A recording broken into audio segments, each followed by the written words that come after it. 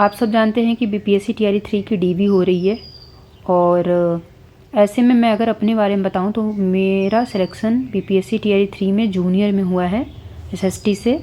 और मेरी डीवी जो हुई है वो पटना में हुई है, मुझे पटना डिस्ट्रिक्ट अलॉट हुआ है और वहाँ पे मेरी डीवी हुई है। और अगर मैं डॉक्यूमेंट्स की बात करूँ कि क्या क्या डॉक्यूमेंट्स लगे थे, वाटर मार्क लगा या फिर इसके अलावा एक्स्ट्रा भी लगा, तो देखिए डॉक्यूमेंट्स में सिर्फ और सिर्फ वाटर मार्क डॉक्यूमेंट लगे थे। मतलब जो मैंने आवेदन के समय डॉक्यूमेंट्स अपलोड किए थे सिर्फ वही लगे थे। जैसे कि सिर्फ 10th का सर्टिफिकेट, आधार, और आधार के बाद ग्रेजुएशन की मार्कशीट थी, और सीटेट की मार्कशीट थी, और बीएड की मार्कशीट थी।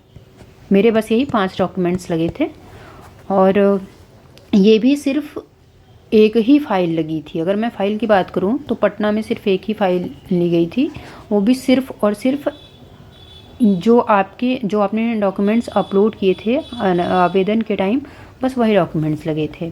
हाँ, नीचे वो सिग्नेचर करके देना था और साथ में फ़ाइल में आपकी एक एडमिट कार्ड की जेरॉक्स प्लस 3 फ़ोटो भी लगे थे। ओके, मतलब जो अपलोडेड डॉक्यूमेंट्स थे वो, और 3 फ़ोटो, और साथ में एक एडमिट कार्ड का जेरॉक्स लगा था।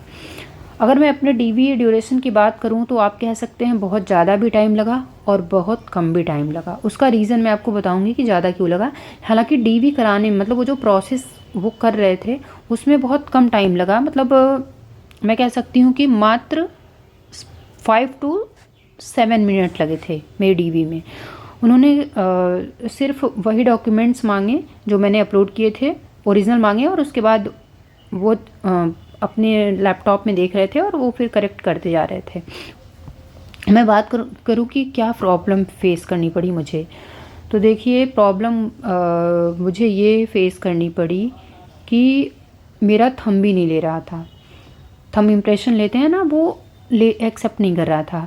इवन मैं 2 से 3 बार उन्होंने बोला कि चाहिए आप हाथ धुल के आइए, मैं बार बार हाथ धुलने भी गई और मैं हाथ धुल के आती थी।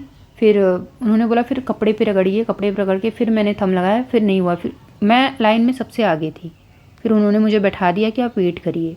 फिर उन्होंने 45 मिनट के बाद मुझे शायद फेशियल स्कैनिंग से फिर उन्होंने वेरीफाई किया और उसके बाद आगे का प्रोसेस हुआ।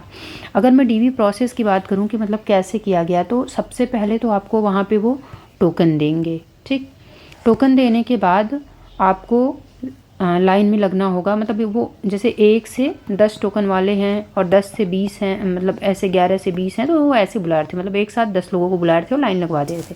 फिर जब वो 10 लोग अंदर चले आ रहे थे, फिर बाकी के 10 को ऐसे भेज रहे थे।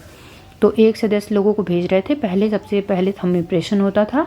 आपका एडमिट कार्ड देखकर वो थंब इम्प्रेशन लेंगे। उसके बाद आपको दूसरे काउंटर पे भेजा जाएगा, वहाँ आपका फ़ोटो खींचा जाएगा और फिर थंब इम्प्रेशन लेंगे। उसके बाद फिर आपको तीसरे काउंटर पे भेजा जा रहा था, जहाँ पे आपका जो डॉक्यूमेंट्स थे, जैसे आपने जो भी अपलोड किए हैं उनको वो चेक इन कर रहे थे।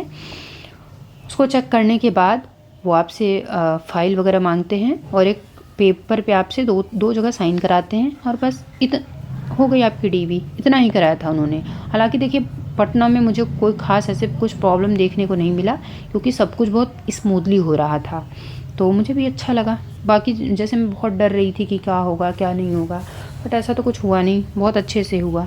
ओके, बस यही आपको अपडेट देना था। तो अभी भी जिनका डीवी है वो डरे नहीं कि क्या होगा क्या नहीं होगा, वो बहुत ही आराम से आपकी डीवी हो रही है और ऐसे कुछ प्रॉब्लम फेस करने को नहीं मिल रहा है। बाकी अपडेट के लिए आप मेरे साथ बने रहें। Thank you very much.